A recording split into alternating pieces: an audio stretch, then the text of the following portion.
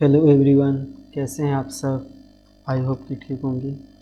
आज हम इस वीडियो में सीखेंगे कि एमएस ऑफिस के फ़ाइल को इन पेज में कैसे लेके जाते हैं। तो चलिए देखते हैं। हम यहाँ से एक फ़ाइल को ले लेते हैं, यहाँ से इस टेक्स्ट को ले लेते हैं यहाँ से, और उसके बाद इसको हम कॉपी कर देते हैं।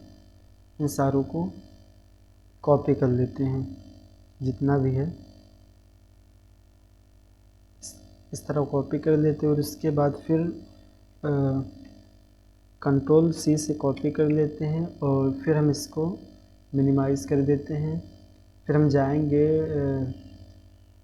गूगल क्रोम में जाएंगे। गूगल क्रोम में जाने के बाद हम यहाँ पे लिखेंगे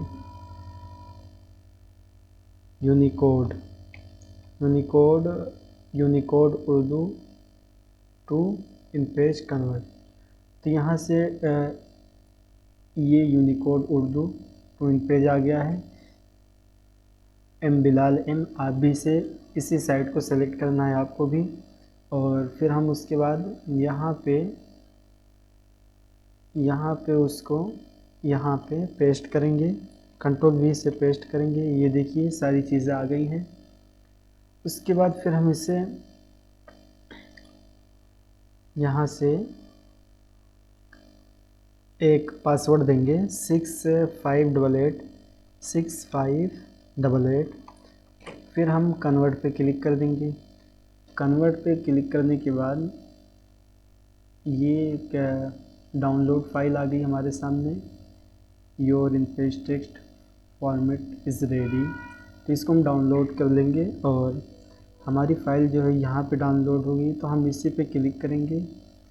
अब ये हमारे सामने कुछ इस तरह आया है। तो इसको हम सारों को सेलेक्ट कर लेंगे और कॉपी कर लेंगे इसे।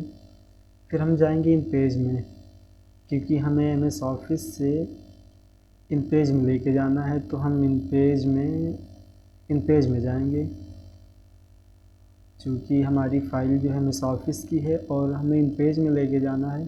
तो इन पेज से यहाँ एक फ़ाइल को हम ले लेते हैं और यहाँ पे हम पेस्ट करते हैं इसको।